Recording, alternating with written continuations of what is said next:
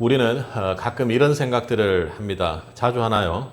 하나님, 제가 있는 곳 여기가 아니면 좀 달라질 것 같습니다. 집만 바뀌면 평안할 것 같고 또 직장만 바뀌면 감사할 것 같습니다. 사람이 조금 바뀌면 내 마음도 편해질 것 같고 내가 있는 공간과 학교 이런 곳만 바뀌면 내가 좀 괜찮아질 것 같습니다. 이렇게 생각을 합니다. 그런데 이상하죠.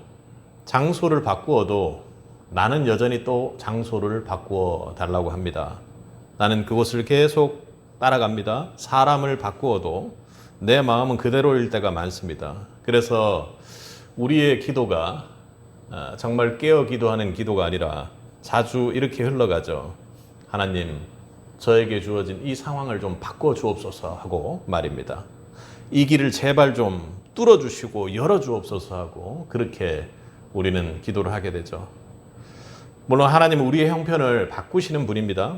막힌 길을 여시고 무너진 삶을 다시 오늘 교동문 읽은 것처럼 명철로 매우 곧게 세우시는 분입니다. 그러나 성경을 보면 하나님께서 일하시는 방식이 우리의 생각과는 참으로 많이 다를 때가 있죠. 우리는 환경이 바뀌면 삶이 달라질 거라고 생각하는데 하나님은 먼저 사람을 부르십니다. 그리고 그 부르심 안에서 같은 자리도 다르게 살아가게 하시는 것이죠. 오늘 본문인 고린도전서 7장도 바로 이 질문 앞에 우리를 세웁니다. 여러분의 말씀으로 받아야 됩니다. 고린도 교회 성도들은 예수를 믿은 뒤 참으로 혼란스러워졌습니다. 결혼한 사람은 이대로 살아도 되는지, 독신이 더 거룩한 것인지, 믿지 않는 배우자와 함께 살아도 되는 건지, 그리고 종의 신분을 벗어나야 하는지 그런 것들을 묻기 시작했습니다. 그러니까 신앙이 생기니까 이게 주님 안에 맞는 거야? 이런 생각들이 들었다는 것입니다. 질문은 여러 가지였지만 그들의 고민은 그랬던 것이죠. 예수를 믿으면 이상하게 지금 내가 살고 있는 현실이나 삶이 뭔가 부적절하고 이상한 것 같다고 그렇게 생각을 하게 되는 거죠. 바울은 이 질문 앞에 공통된 답으로 다른 그 어떤 것보다 부르심을 말합니다. 하나님께서 각자의 형편이나 상황들 그리고 상태, 조건들을 모르고 부른 것이 아니라는 거죠. 바로 그 형편 속에 있던 사람들은 은혜 안으로 부르셨다는 것입니다. 여러분, 그렇다면 하나님께서 우리를 부르셨다라는 것이 무엇이죠? 그리고 부르신 자들은 어떤 의미를 가지고 어떤 삶을 살아야 하는 것입니까? 오늘 하나님께서 주시는 부르심에 대한 교훈을 함께 얻어가기를 원합니다.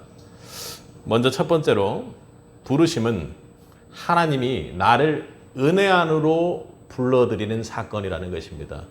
이게 바울이 여기서 이렇게 말씀으로 얘기하는 것이 어찌 보면은 언어로 이야기하는 것을 간접적으로 논증하고 있기 때문에 아마 우리가 듣기에 참으로 어려울 수 있습니다. 우리 17절을 함께 읽겠습니다.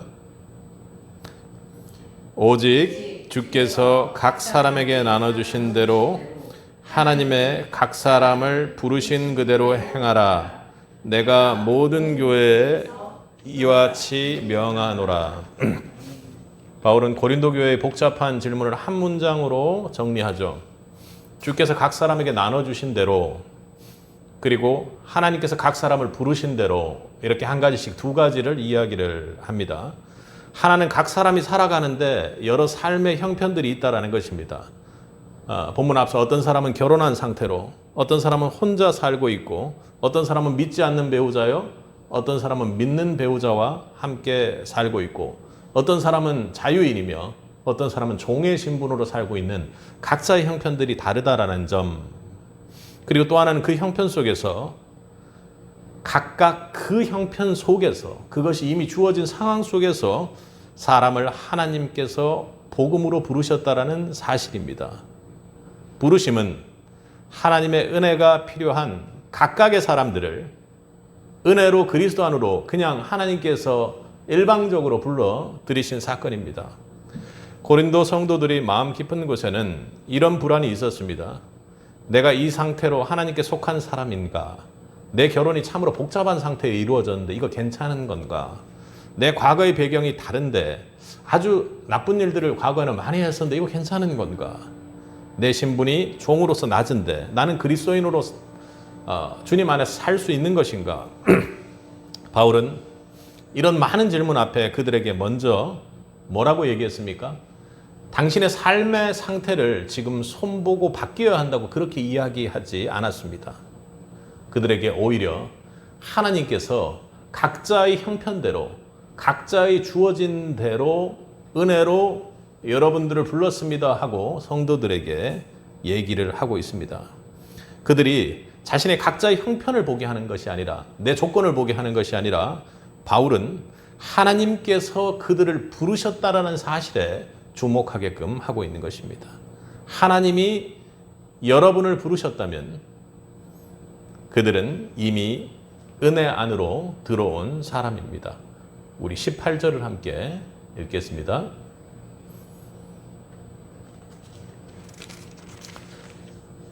할례자로서 부르심을 받은 자가 있느냐? 무할례자가 되지 말며 무할례자로 부르심을 받은 자가 있느냐? 할례를 받지 말라.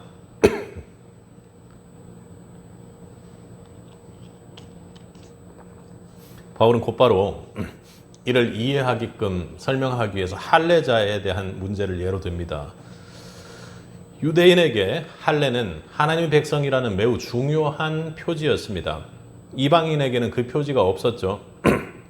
그래서 어떤 사람은 예수를 믿은 뒤에도 새로운 표지를 얻어야 더 온전한 사람이 되는 것처럼 여기는 경우들이 있었던 것입니다.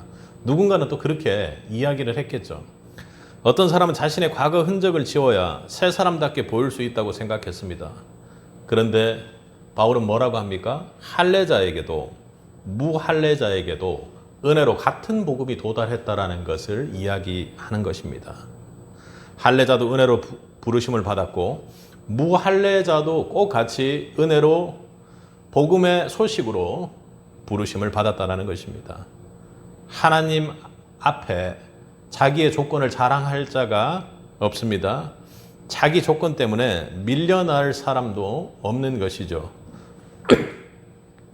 자랑할 사람도 없고 밀려날 사람도 없습니다. 이 말씀을 가장 잘 아는 사람이 바울이었습니다. 바울은 누구보다 율법의 배경을 가진 사람이었죠. 그리고 동시에 그는 교회를 매우 핍박했던 사람이었습니다. 자랑할 배경도 있었고요. 그리고 또 주님 앞에 왔을 때 부끄러운 과거도 있었습니다. 그런데 갈라디아서 1장 15절을 보면 바울은 이렇게 고백을 합니다. 하나님께서 내 어머니의 태로부터 나를 택정하시고 그의 은혜로 나를 부르시니, 그게 바로 하나님이라는 거죠. 그의 은혜로 먼저 나의 어머니 태로부터 내가 이 세상에 등장하기 전부터 택정하시고 은혜로 어떤 조건 속에서가 아니라 유대인 중에 유대인이어서 나를 택한 것이 아니라 라고 이야기를 합니다. 바울은 자기의 배경으로 구원받은 사람도 아니고 자기 과거 때문에 버림받을 사람도 아닙니다. 그러니 유대인으로 구원받는 것이 아니고 자신이 예수 믿는 사람을 매우 무엇도 모르고 핍박했던 그 과거가 자신의 구원을 취소할 수 없고 구원받지 못할 조건이 되는 것이 아니라고 이야기합니다. 하나님은 그럼에도 불구하고 그를 은혜로 부르셨고 그럼에도 불구하고 라는 그 사실이 있기 전부터 하나님께서는 바울을 부르셨던 것입니다. 바울의 교리로 말한 이 은혜를 예수님은 한 사람의 집 앞에서 보여주셨죠. 삭개오입니다. 돈은 있었지만 존경받지 못했던 그 삭개오는 예수님은 다른 사람들의 수군거림에도 불구하고 삭개오의 집으로 유하여야겠다고 그렇게 말씀하고 가셨습니다. 모두가 불편해하던 손가락질 받던 그 집에 예수님은 들어가셨죠. 그 부르심이 삭개오를 은혜 안으로 들였고 그 은혜가 삭개오의 삶을 바꾸었습니다. 여러분도 은혜 안에 들어가는 새빛이 되기를 원합니다. 이것이 부르심입니다. 주님은 은혜가 필요한 사람을 부르십니다. 정리되지 않은 가정 속에서도 어떤 어려움 속에 있는 사람도 주님께서는 부르시죠. 부끄러운 과거를 가진 사람도 부르시고 낮아 보이는 형편 속에 있는 사람들도 부르시고 연약한 믿음으로 흔들리는 사람도 주님께서는 부르십니다. 우리가 주님 앞에 세상적으로 봤을 때 매우 부끄러운 모습에 있는 사람일지라도 주님께서는 우리를 부르시고 간절히 부르시고 눈물로 우리의 영혼을 위해 기도하고 계시는 분입니다. 주님이 부르시면 우리 인생은 은혜가 먼저 지배하는 인생이 됩니다.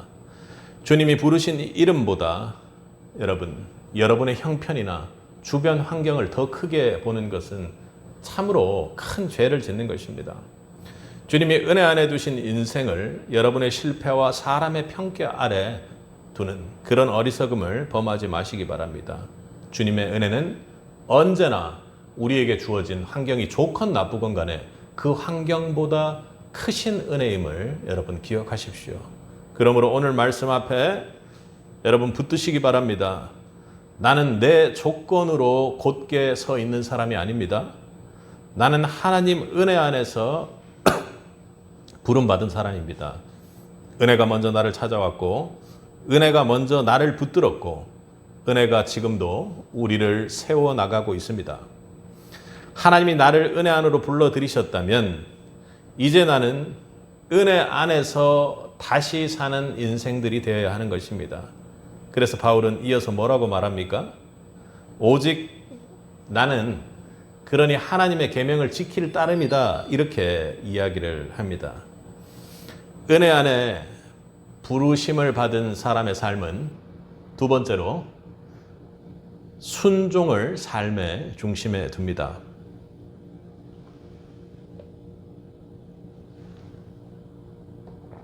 19절을 한번 읽어보도록 하겠습니다.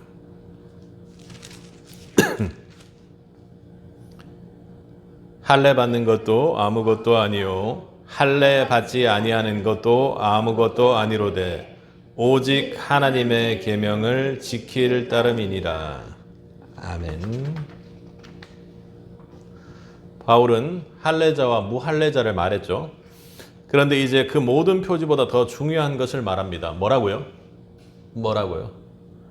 다른 그 어떤 것 나를 변화시키고 뭐 하고 어떻게 하고 할례를 받고 이런 게 아니라 그냥 나는 오직 하나님의 계명을 지켜나갈 따름이다 이렇게 얘기를 합니다.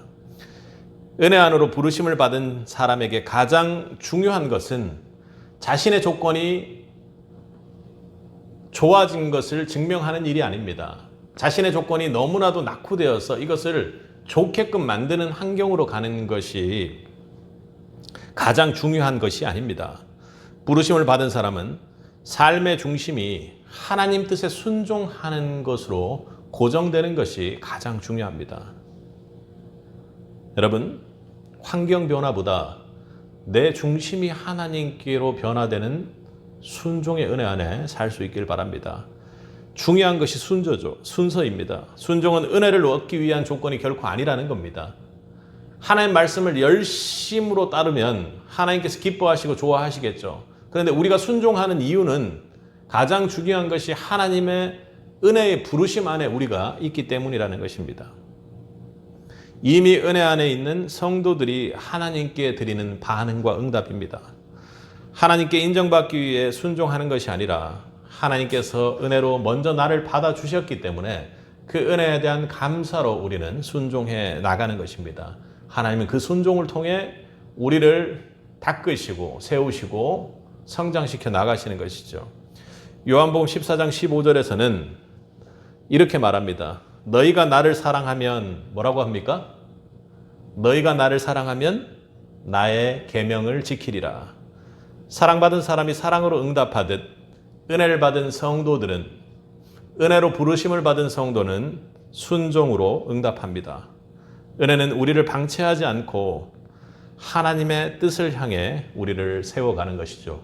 무엇으로요? 순종으로 말입니다. 20절을 함께 읽겠습니다.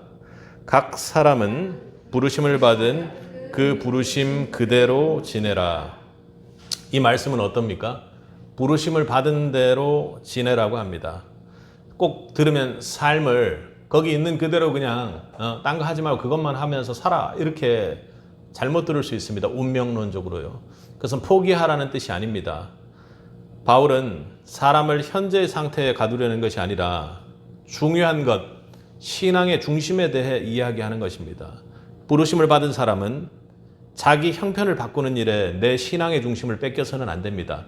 빨리 개선되어야 하는데, 빨리 내 생각대로 돼야 되는데, 빨리 말씀에서 이렇게 하라고 했는데 이게 이렇게 돼서 저렇게 되고 빨리 복받아야 되는데 그런 곳에 내 신앙의 중심을 두어서는 안 되는 것입니다. 형편이 달라질 수 있습니다. 길이 열릴 수 있습니다.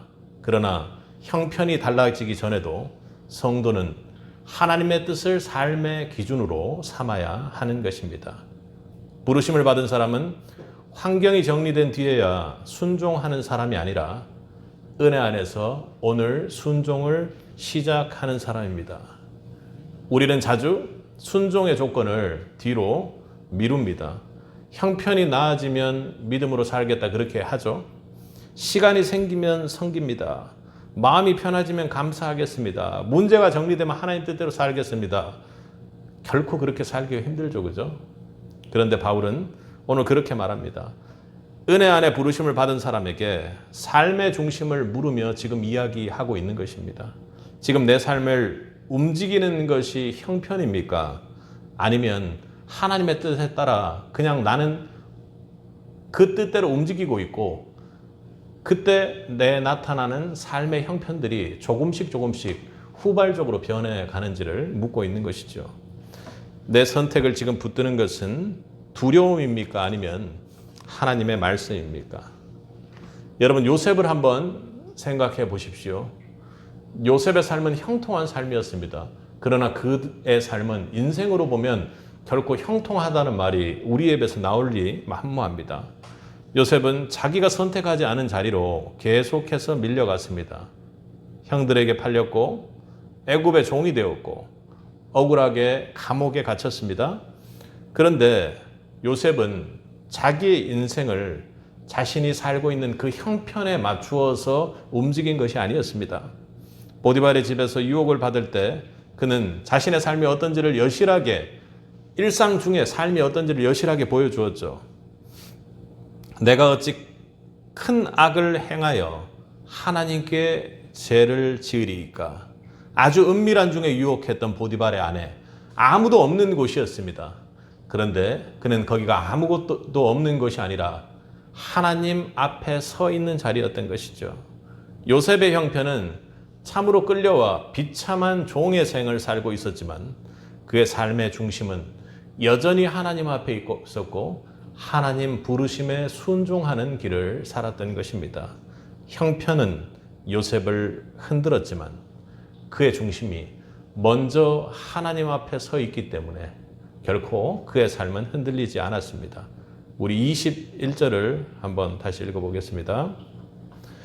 내가 종으로 있을 때 부르심을 받았느냐 염려하지 말라.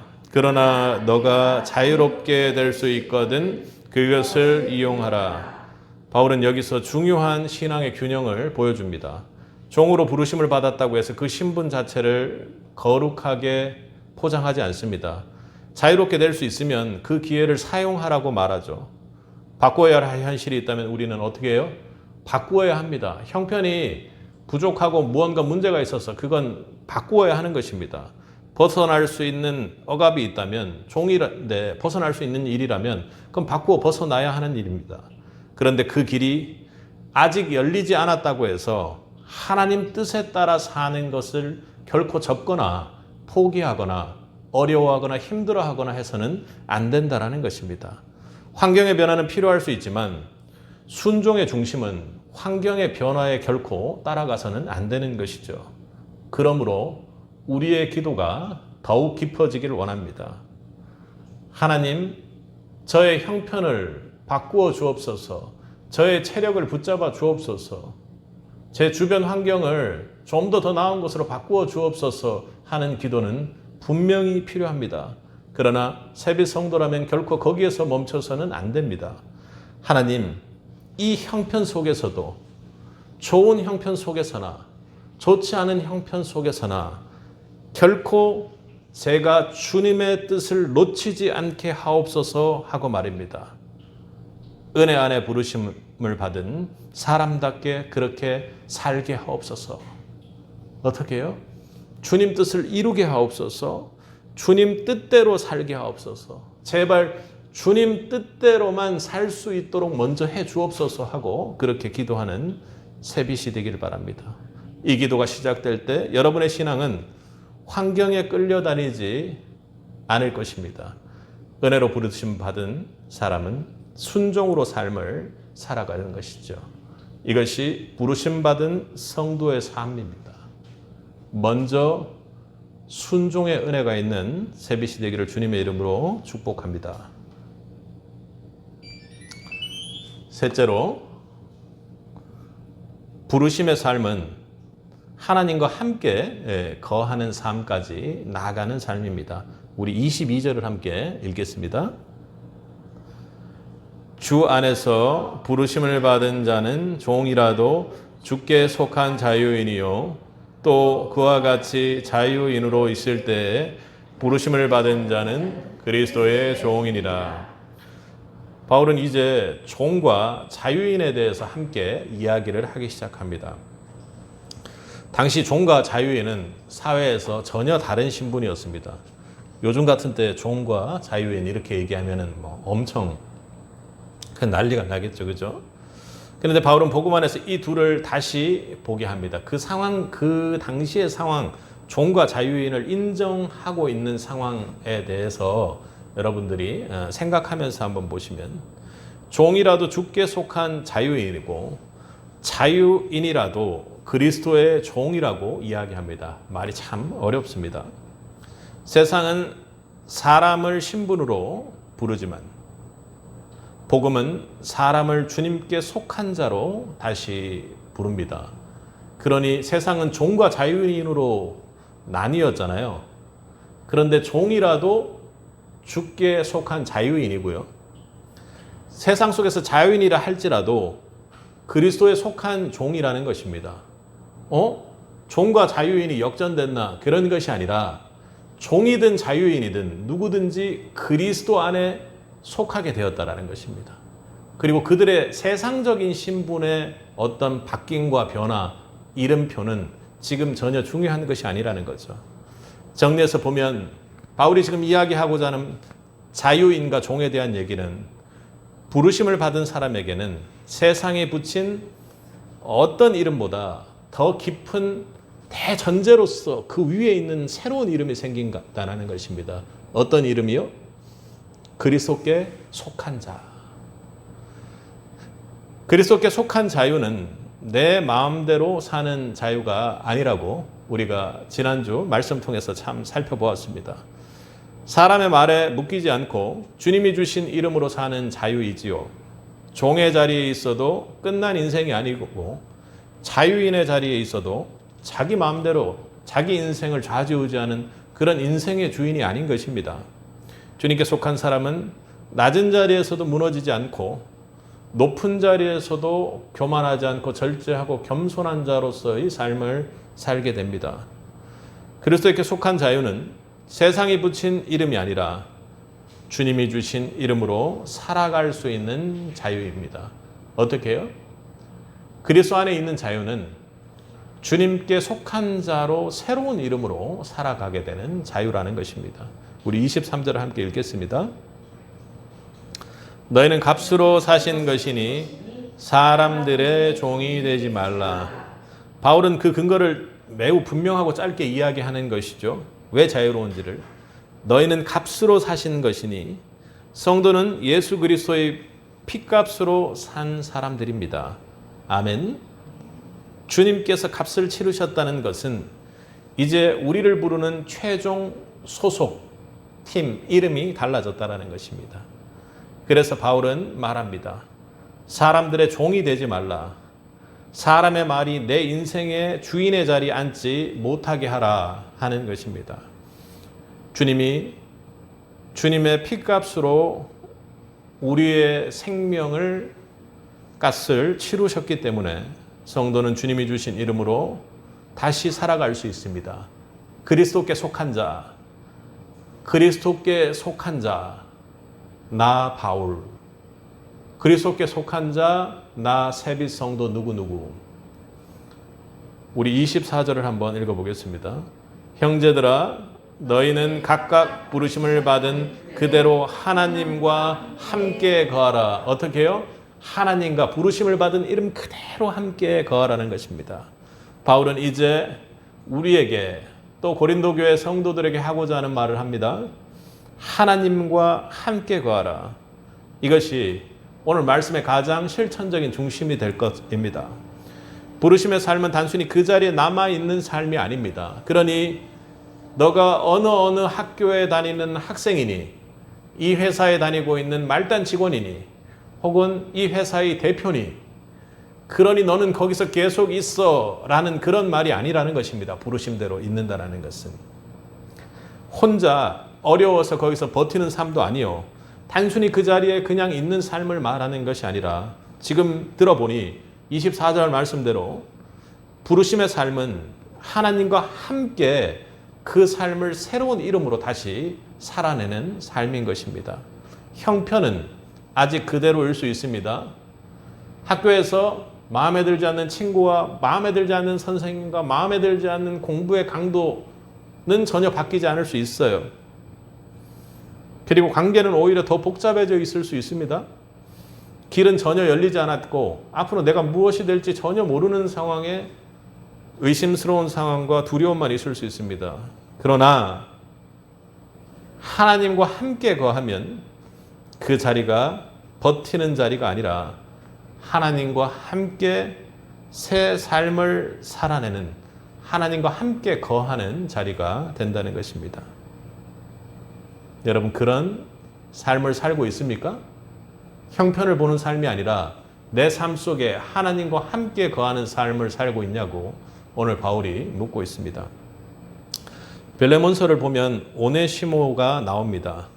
그는 실제로 종이었고 어떤 사람이었습니까? 오네시모가 주인에게로부터 도망친 종이었습니다. 세상 기준으로 보면 도망친 종, 문제 있는 사람, 다시는 받아들이기 어려운 사람이었습니다. 그런데 그가 복음을 듣고 그리스도 안에 들어왔을 때 바울은 빌레몬에게 이렇게 이야기를 했습니다. 이후로 종과 같이 대하지 아니하고 종 이상으로 곧 사랑받은 형제로 둘 자라. 뭐라고 얘기했어요? 이후로는 단순히 종으로만 대하지 아니하고, 종 이상인데 그 사람이 대단해져서 종 이상이 된 것이 아니라 곧 사랑받은 형제로 둘 자. 예수 그리스도의 사랑받은 형제, 예수 그리스도께 속한 신분으로 다시 그 이름표로 볼 자라고 이야기하는 것입니다. 오네시모의 지금 현실에서의 종된 현실은 한순간에 모두 사라진 것이 아닙니다. 그리고 종으로서 법규상으로 도망쳐서는 안 되는 일인데 도망친 그 일이 없어지지는 않겠죠. 그런데 그를 부르는 이름이 달라졌습니다. 도망친 종이라는 이름보다 그리스도 안에서 사랑받은 형제라는 이름이 그에게 붙어지고, 그것이 더욱 깊은 자리에서 그를 움직이게 되었던 것입니다. 그리고 더욱 중요한 것은요, 복음은 오네시모를 현실 밖으로 도망쳐서 예배당 안에만 있는 사람으로 바꾼 것이 아닙니다. 은혜 안에서 자기 현실을 다시 마주하게 했습니다. 그러나 그 마주하는 현실은 결코 혼자가 아니요, 하나님과 함께 그리스도 안에서 사랑받은 나의 형제로 다시 시작하게 되는 것이었습니다. 사랑하는 세빛 성도 여러분, 하나님과 함께 한다는 것은 그냥 막연히 하나님과 함께 하잖아 하는 위로가 아닙니다. 주님이 주신 이름으로 오늘 그 삶을 함께 살아내는 것이죠. 가정에서 하나님이 함께 하고 있다고 생각해 보십시오. 자신의 감정이 주인되는 그런 가정은 만들지 않을 것입니다. 직장에서 하나님과 함께 거하면 사람의 눈치만 보지 않고 하나님 앞에 정직을 붙들 것이요 열심을 붙들 것입니다. 교회에서 하나님과 함께 거하면 교회의 규모와 세상의 평가 그리고 또 내 안의 사단의 평가에 흔들리지 않고 맡겨진 섬김을 귀하게 끄트머리에서라도 감당하게 될 것입니다.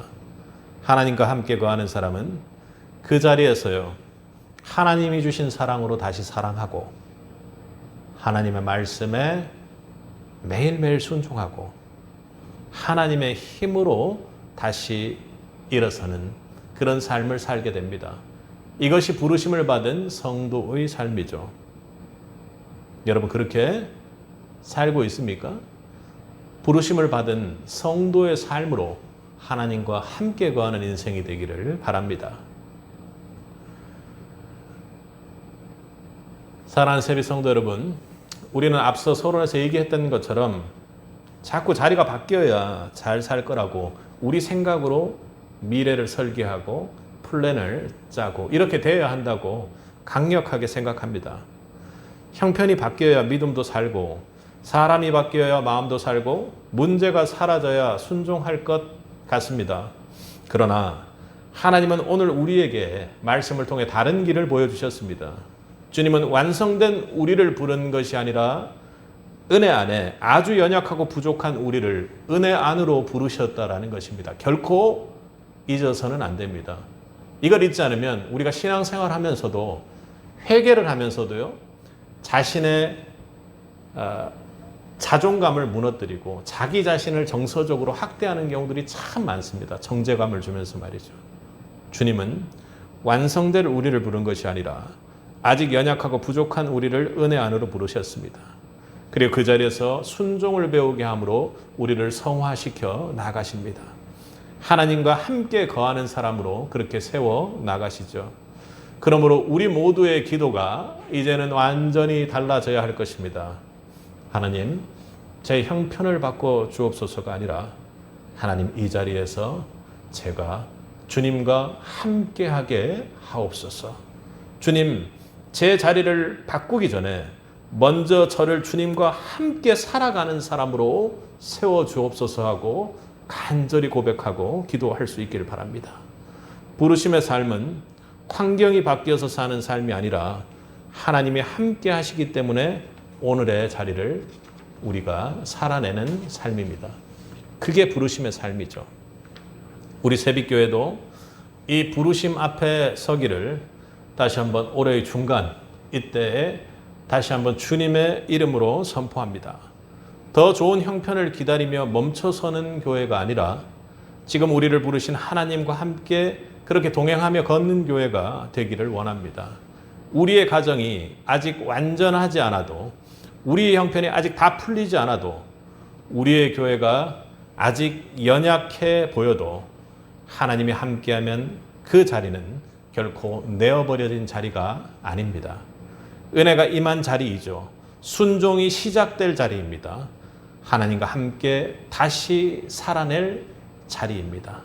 하나님 부르신 자리 이 안에서 은혜 안에 서고 순종으로 살며 하나님과 함께 거하기 위해 우리가 간절히 하나님 순종하게 하옵소서, 하나님과 함께 거하게 하옵소서 하고 간절히 기도하는 새빛이 되기를 주님의 이름으로 간절히 축복합니다. 함께 기도하겠습니다.